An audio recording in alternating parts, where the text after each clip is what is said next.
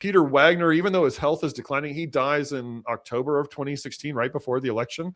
But he is one of the first major evangelical leaders to endorse Donald Trump.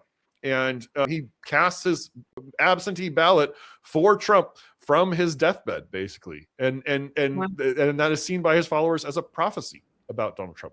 So these are the folks who are the first leaders, the first Christian leaders to start vouching for Donald Trump, including Lance Wallnau, and Paula White is helping to kind of draw them into these circles around Trump. And then they become the chief spiritual propagandists in the first Trump administration. The ones, and again, they believe in prophecy, so they start having all these prophecies about Donald Trump. You already mentioned Desimber, right? All these prophecies about the 2020 election. Well, those are building over the course of the first Trump administration. By the time you get to 2020, there are hundreds of these prophecies, all positive, all about Donald Trump, all saying in unison that he is going to win the 2020 election.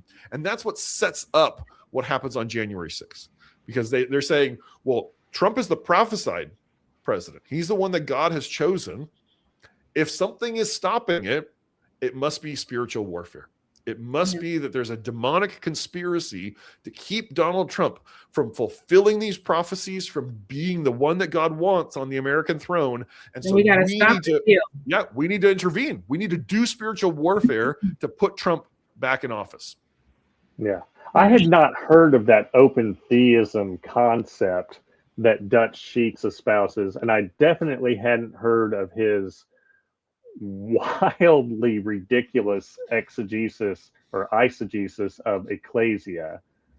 So could you, because that concept, the ecclesia as not as a gathering of believers, but as temporal power, it is bonkers. But can you explain that, because it is so important because it becomes this sort of, as you call it, spiritual meme for that movement? Yeah, so the open theism is basically just the idea that God is not, the future is not fixed perfectly.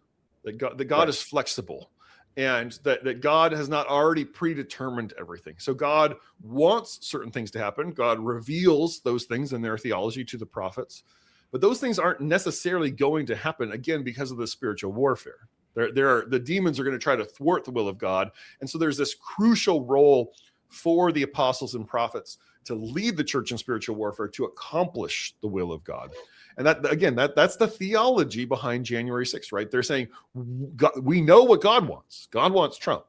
It's our job to fight back the demons to get Trump back in office, right? Now, this ecclesia idea, that's how they pronounce it, ecclesia. So right. In the Latin, it's ecclesia. In Greek, it's ecclesia. So the Dutch Sheets, who is, if you've ever seen these appeal to heaven flags, the white flag with the green tree in the center, the phrase "an appeal to heaven," you kind of see them all over in Christian national circles.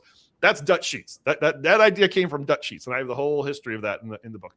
But he also has this idea that he kind of claims is a biblical interpretation, but it's a lot more of a prophecy, actually. That is, he's reading in Matthew chapter 16, right? Very, very important and famous passage where, right, that Peter kind of tells Jesus, "You are the Son of God, you're the Messiah," and Jesus says back to Peter, "You, Peter, are the rock on which I will build my church, my ecclesia."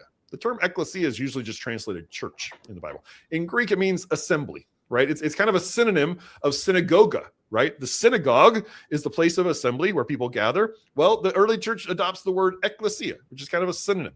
Now, in the historic Greek, if you go back to the kind of Greek era of Alexander, sometimes they use this word ecclesia to mean assembly of legislators. In the way that we sometimes we'll talk about a state assembly, right? That's the legislature. So there was this term back in the more kind of democratic or republic days